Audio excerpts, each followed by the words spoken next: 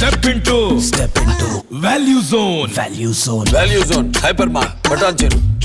నేను కొన్ని క్వశ్చన్స్ అడుగుతాను మీ ఇద్దరి పర్సనల్, ఓకేనా?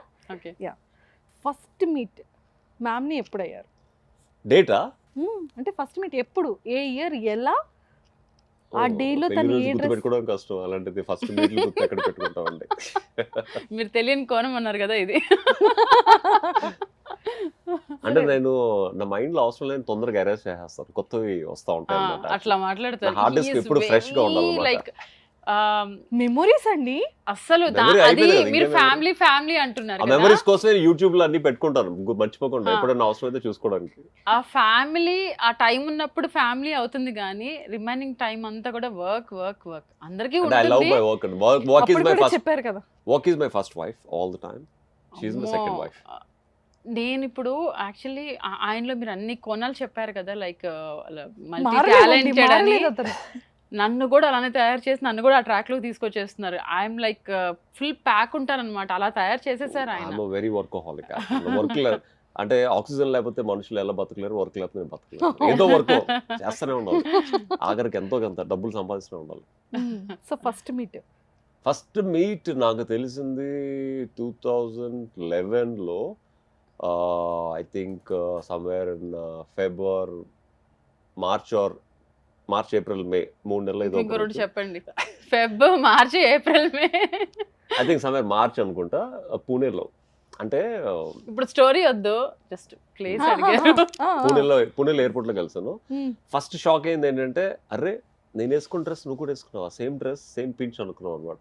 అనుకోకుండా ఓకే, అనుకోకుండా we both wore purple colour అనమాట, ఇద్దరు ఫస్ట్ మీట్ లో. ఇప్పుడు కూడా పర్పుల్ ఇప్పుడు పర్పుల్. ఓకే, అప్పుడు first meet. First impression ma'am మీద. ఫస్ట్ ఇంప్రెషన్ ఫస్ట్ కలిసిన వెంటనే అందరూ ఇక్కడ వెళ్దా ఉంటది, ఈవిడ మాత్రం షిరిడి వెళ్దామండి అంది. అమ్మ భక్తురాలు అమ్మ అని చెప్పి ఫస్ట్ ఇంప్రెషన్. నాకు పెద్ద ప్రపంచం తెలీదు, ప్రపంచం తెలియదు కదా, అసలు ఏమీ తెలియదు. Zero. I don't even know what is pizza, what is burger, sandwich. అంటే నీలిమ గురించి చెప్పాలంటే, ఒక బాపట్ల నుంచి ఒక బంక మట్టి ఉంటుంది కదా, ఆ మట్టి మొత్తం తీసుకొచ్చి దాన్ని మంచిగా, అంటే నేను మెటలర్జీ స్టూడెంట్ కాబట్టి ఫౌండింగ్ లే మంచిగా మోల్డ్ చేసి దానికి ముక్కు కాళ్ళు అన్ని పెట్టి, ముక్కు చెవులు అన్ని పెట్టి, ఒక లోపల మెమరీ కార్డ్ పెడతాం కదా, నా మెమరీ కార్డ్ లో సగం కట్ చేసి మెమరీ కార్డ్ పెడితే ఎలా ఉంటుందో అలా అన్నమాట. అయితే మెమరీస్ అన్ని పోయి ఉంటాయి. మెమరీ కార్డ్ ఉంది, నా మెమరీ కార్డ్ ఎప్పుడు అలాగే ఉంటుంది. అంటే నేను తయారు చేసుకున్న మెమరీ కార్డ్ అనమాట, నేను తయారు చేసుకున్న రోబో అనమాట. అంటే లైక్ ఆయన లేనప్పుడు కూడా ఆయన వర్క్ ఎలా ఉండాలి, ఎలా జరగాలి, ఇక్కడ కూడా అంటే వేరే వాళ్ళని పెట్టేసుకుంటే ఇంత నాలెడ్జ్ ఇచ్చేసి ఇంకొకరిని ట్రైన్ చేసుకోవడం. అంటే I always want my shadow for my work. She said I am your shadow అందే ఒక రోజు. ఓకే అన్నాను. సో కంప్లీట్లీ ఫుల్ ట్రైన్ చేసేస్తారు అనమాట వర్క్. సో ఆ విధంగా నన్ను కంప్లీట్ గా ట్రైన్ చేసుకున్నారు ఆయన. అయితే కౌశల్ టు మీరు షాడో, కౌశల్ గారు shadow. Of course like so అలా. ఆవిడకి అసలు ఏమీ తెలియదు. నాకు పెళ్ళైన కొత్తలో అయితే పిజ్జా అంటే, ఓ పిజ్జా ఎలా ఉంటుందా ట్రయాంగిల్ లో, వావ్ సో నైస్.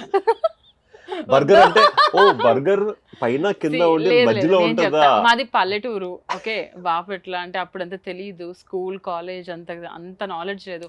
ఒక్కసారిగా వర్కింగ్ ఆ పర్టికులర్ టైంలో ఈయన ఒక రంగుల ప్రపంచాన్ని చూపించారు. లైక్ దిస్ ఈజ్ హౌ ఇలా ఉంటుంది, అలా ఇలా అని మొత్తము.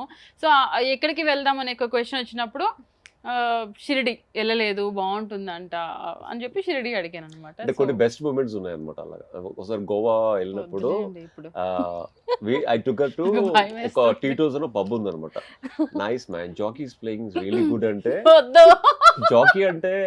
జాకీ వేరేసుకుని ఆడతారు కదా, అది అతనేనా అని చెప్పి అడిగింది అనమాట.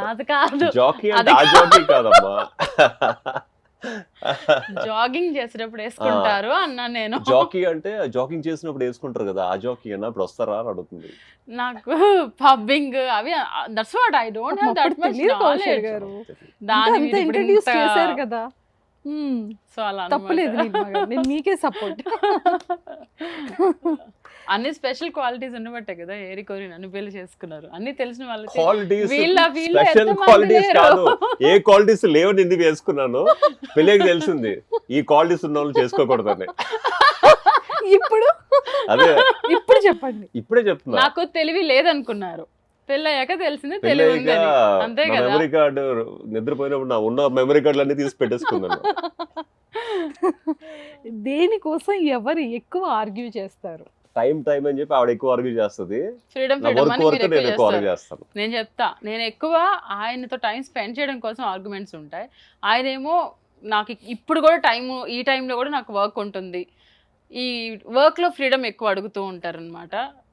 I use to go meetings అని అవన్నీ ఇవన్నీ ఎక్కువ, ఆ టైం ఉంటే నాతో ఉండొచ్చు కదా అని నేను ఆర్గ్యుమెంట్స్ చేస్తుంటాను. కౌశల్ గారి ఫేవరెట్ ఫుడ్ ఏంటి? ఫేవరెట్ ఫుడ్ నాన్ వెజ్ ఎక్కువ తింటుంటారు. లైక్ ఒక ఐటమ్ బాగా ఫ్యామిలీ మెంబర్స్ కి కానీ ఫ్రెండ్స్ కి కానీ జున్ను బాగా తింటారు. కౌశల్ గారు Yeah. కొట్టండి. Yes Yes. Me two.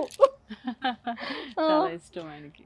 Okay, Yeah. So correct, Mm. ఎవరికి షేర్ చేయకుండా తింటారు.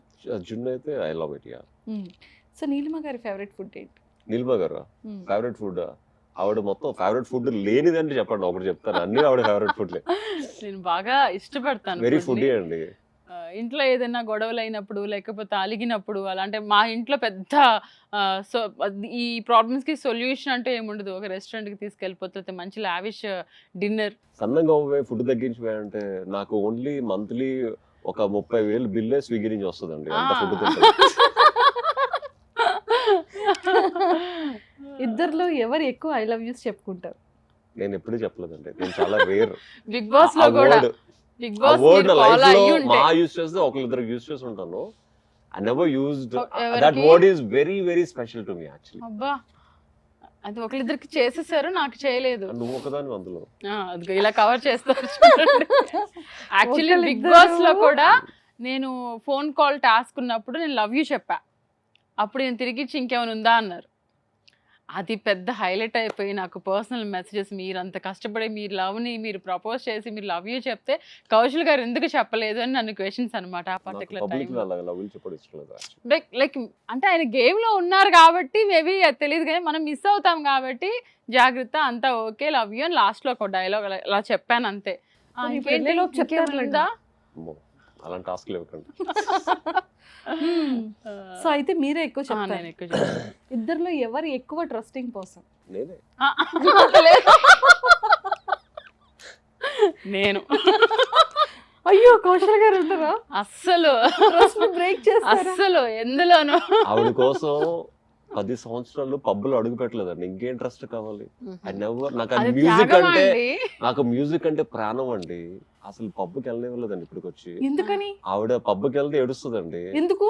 ఆవిడకి భయం, నేను ఏ అమ్మాయితో ఫ్లోటింగ్ చేసేస్తానో లేదా ఏ అమ్మాయి నాతో ఫ్లోటింగ్ చేసేస్తాను. కౌశల్ గారు మీరు పబ్బు అంటే flirt only- చేస్తారా అమ్మాయిల్ని? పబ్బు మీరు అంటే తెలియని ఓన్లీ కోణం మనకి ఫస్ట్ క్వశ్చన్ అడిగారు కదా, ఇది ఇంకో క్వాలిటీ అన్నమాట.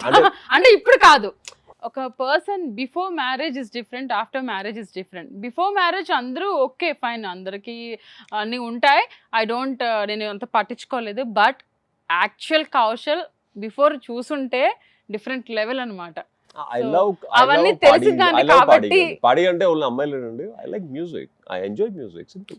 అమ్మో కాదండి, నాకు వార్నింగ్స్ కూడా వచ్చాయి మ్యారేజ్ అప్పుడు. సో అన్నీ తెలుసు కాబట్టి మా ఆయన నేను పబ్కి పంపించాను. ఆ fan base, female fan base అలా ఉంది అలా కౌశల్ ఉంటుంది. గారు. మేము బిగ్ బాస్ లోకి వెళ్ళేటప్పుడు కూడా అనుకున్నాం, అమ్మ బాబాయ్ అంటే అమ్మాయి ఫ్యాన్ బేస్ మంచి అన్నింటినీ ఫాలోయింగ్. కట్ చేస్తుంది. చక్రవాకం, చక్రవాకంలో కూడా ఎంత ఫేమస్ కదా. చక్రవాకంలో మంచి, నేను నడుచుకెళ్తుంటే వెనకాల 30 మంది అమ్మాయిలు అండి వెనకాల వస్తాం. అసలు ఆ ఫోన్ ఓపెన్ చేస్తే అమ్మో ఎంత మంది, ఎన్ని మెసేజెస్. అప్పుడు ఇంకా బిఫోర్ బిగ్ బాస్, మ్యారేజ్ అయిన కొత్తలో. ఇప్పుడు రాముడు అంటున్నారా, కృష్ణుడు అంటున్నారా? ఇప్పుడు రాముడేలేండి. అప్పటికి ఇంకా వేరే ఛాన్స్ లేదు. కృష్ణుడిని మనం ఆస్కారం క్లోజ్ కూడా లేదు. చేసేసి రాముడిని పెట్టాం అలాగా. కృష్ణుడు అని చెప్పి ఫ్లూట్ తీస్తుంటే ఫ్లూట్ తీసుకుని బాణం ఇస్తా ఉంటుంది. కోపాన్ని ఎలా ఎక్స్ప్రెస్ చేస్తారు? ఎవరు? ఇది ఉందనుకోండి కింద పగలు కొడితే ఎక్స్ప్రెస్ అనమాట. నేను చెప్పకుండానే మా ఆయన చాలా కోణాలు చెప్పేస్తున్నా. కోపం రాదు, వచ్చేట్టుగా చేస్తా నేను. మా అంటే ఇంట్లో ఎల్ఈడి టీవీస్ 3 ఉన్నాయండి. పెళ్ళేదో కొన్నవి, 2 ఏమో కోపంతో ఇరిగిపోయాయి. ఇప్పుడు 3rd ఏమో ఓఎల్ఈడి కొన్నాను, అది ఎప్పుడు ఇరిగిపోతుందో తెలియదు మరి. అంతా ఆవిడ పుణ్యం నా అంటే లైక్ ఆయనకి కోపం రాదు, వచ్చినప్పుడు మనం కామ్ అయిపోవాలి. నాకేమో కామ్గా ఉండడం రాదు.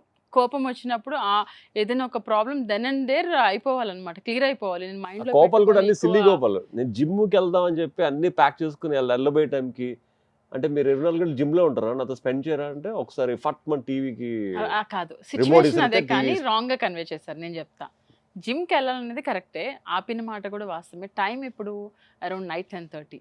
అంటే ఆ టైంలో పిల్లలు, నేను కొంచెం నిద్రపోయే టైం మాతో ఉండొచ్చు, పిల్లలు ఎదురు చూస్తున్నారు. రోజంతా పనిలో ఉంటే జిమ్ చేసే నిజంగా యు ఆర్ సో లక్కీ అండి. ఈ కైండ్ ఆఫ్ కాన్వర్సేషన్స్, ఈ కైండ్ ఆఫ్ ఇంటర్వ్యూస్ లో ఎక్కడా కూడా ఇటువంటి మా పర్సనల్ సిచ్యువేషన్స్ ఎక్కడా చెప్పలేదు. దిస్ ద ఫస్ట్ ఇంటర్వ్యూ అనమాట, అన్ని చెప్తున్నారు ఆయన. మీరు ఏదైనా చేయండి, నన్ను ఎరకొట్టిన 2 టీవీలు నాకు అవుట్ చేసి ఇప్పించండి. ఎప్పుడు నాకు దండం పెడతాను ప్లీజ్. నాకు ఈవెన్ చూసినట్లా 2 టీవీలు గుర్తొస్తుంది. Sony 2.5 lakhs 3D TV. 3D టీవీలు కూడా అయిపోయాయండి. బిగ్ బాస్ లో అంత ఓపిక్ గా ఉన్నారంటే జస్ట్ అది నా ఓపికని చూసి అక్కడ ఆచరణలో పెట్టారు. అంటే అంత కోపాన్ని కంట్రోల్ చేసుకోవడం ఉంటుంది కదా, లైక్ ఆయన పగలగొట్టడం అవన్నీ జస్ట్ రిమోట్ ఉంది ఇలా పడేస్తారు, అంటే అది చూపించలేరు ఇంకా కోపాన్ని. బట్ బిగ్ బాస్ లో అంత కంట్రోల్ చేసుకొని ఎంత నీట్ గా మేనేజ్ చేశారా అనిపించింది అంటే నాకు పెళ్ళి 7 years అయిందండి. ఆ 7 years లో ఆవిడతో ఫైట్లు బాగా చేసి బిగ్ బాస్ లో కూడా నాకు చాలా ఈజీ అయిపోయింది. అంటే ఒక షోకి వెళ్ళినప్పుడు మనకి వర్క్షాప్, క్రికెటర్స్ కి ట్రైనింగ్ సెంటర్ ఉంటుంది కదా, 7 years ఫుల్ ట్రైనింగ్ అనమాట ఆవిడతో. అంటే ఎలాంటి మనిషి వచ్చినా, ఎలాంటి కంటెస్టెంట్ వచ్చినా ఈవిడతో ఫైట్ చేస్తే ప్రపంచంలో ఇంటర్నేషనల్ బిగ్ బాస్ కూడా ఈజీ గెలిచేయచ్చు. అంటే అది వాదించి వాదించి వాదించి 2-3 టీవీలు పగలగొట్టి అక్కడ లక్కీగా టీవీలే పగలగొట్టారు. ఎక్కడ పగలగొడితే బయటికి పంపించేస్తారని కూల్ గా ఉన్నాం. రెడ్ కార్డ్ ఇచ్చేస్తారని అదొకటి.